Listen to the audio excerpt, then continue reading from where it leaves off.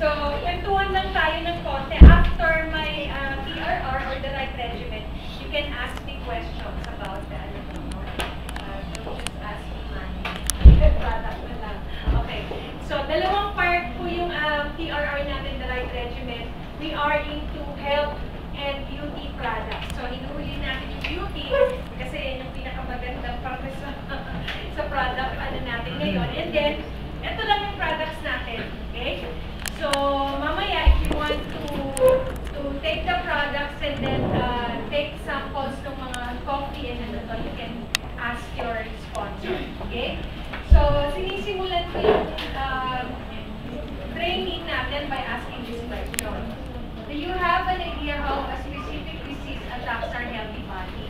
Paano ba talaga nagkakasakit ang tao? Okay? So, have you ever wondered na paano nga ba talaga nagkakasakit? Bakit merong diabetes, may fatty liver, may cholesterol, okay? So, it all boils down sa dalawang bagay lang. Dalawang rason lang bakit nagkakasakit ng tao, okay? Bumababa ang ating immune system or our body's defense mechanism. Pangalawa, because of the toxins or free radicals. No? Pag sinabi natin toxins or free radicals, mga lason sila, they are poison provided by a living organism, especially one form in the body and stimulating the production of antibodies. So, ganito lang yung structure ng katawan natin. So, lahat tayo nagsisimula sa cells, lumalaki yan, nagiging tissues, tapos organs, okay? Tapos system, tapos ito na yung tao. Okay? Importante na alam natin ito kasi tayo ang may-ari nitong ating katawan. Tama? Hindi naman pwede sabihin natin sa kabila natin, ay, sana ng sex mo kami tayo, bakit na lang? Hindi pwede, di ba? So once na ito na yung katawan mo, so yun na yan forever and ever and ever. So all you have to do is to take care of your body. No one will take care of yourself. Kahit marami ka pang pera, okay? Not even the best doctors can help you. Siyempre, si God lang parate, no? And then, importante, tayo ang nag-aalaga sa ating sarili kasi atin yan, okay? So, para natin malaman kung ano ba yung structure ng ating katawan, nagsisimula tayo lahat sa cells. We are made up of trillions of cells, di ba? So, yung sperm cell, meaning si egg cell, di ba? Kaya nga naging, ano yan, no? Naging tao yan. Okay?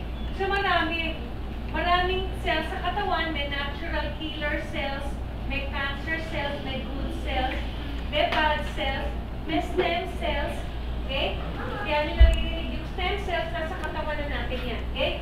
Lumalaki, connective tissues, organs, ito yung mga spare parts natin sa katawan, okay? We have the heart, the liver, the kidney, the pancreas, the lungs, okay? So, mga structure yan sa loob ng katawan natin, spare parts, no? Pag nagsama-sama sila ng grupo, we have now the system. That's why we have the digestive system, we have the integumentary, yung ating balat, okay? So, even mga doktor, inaaral lang nila lahat, no, buong katawan, tapos specialization na sa bawat isa. Kunyari, urinary, di ba? Reproductive, okay? So, ganyan sila. Importante na naiintindihan natin kasi again, ito yan sa atin yan, bago tayo tao, okay? So, nagkakasakit ang tayo kasi una nga, bumababang immune system, tsaka pangalawa, dahil sa mga lason natin or free radicals na tinatawag. Hindi tayo pwedeng makasave or hindi natin pwedeng iwasan yung mga mikrobyo yan kasi nandyan lang yan sa paligid. Okay? Unang-una, nakukuha natin yung mga bakterya na yan sa tubig na iilong natin.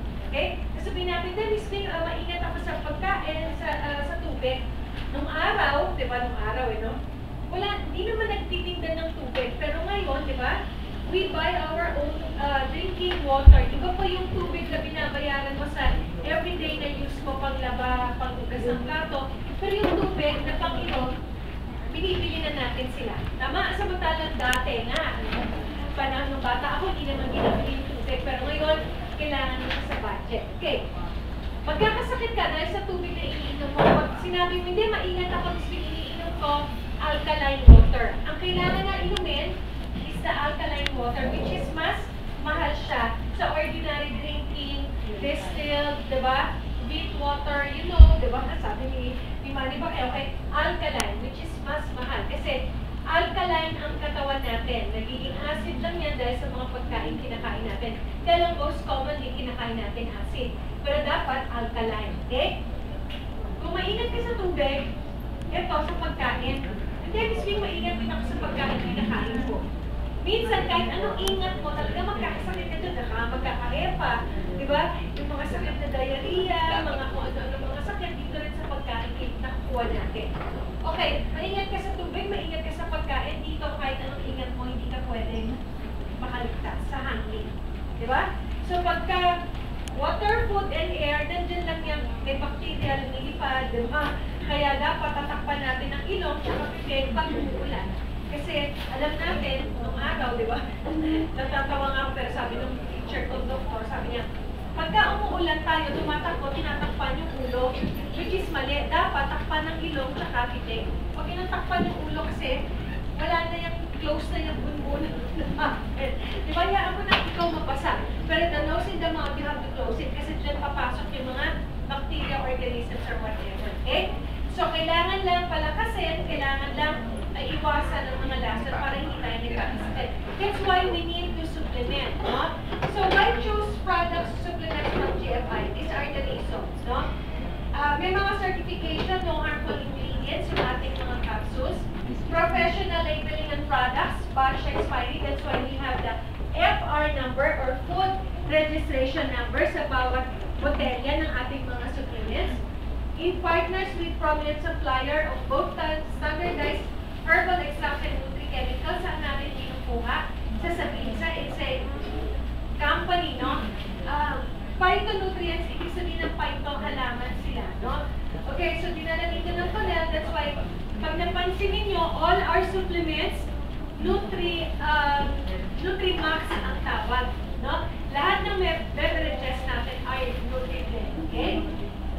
Ito yung kailangan din natin tingnan kasi Western and tradition, okay? Alam mo, pag nagkakasakit ka, ito lang, pharma, okay? The pharma are the drugs, Nutra, yung ating mga supplements ngayon ay food. But when you say Nutra and pharma, these are both medicine. Pareho silang medicine. Pareho silang remedy, pareho silang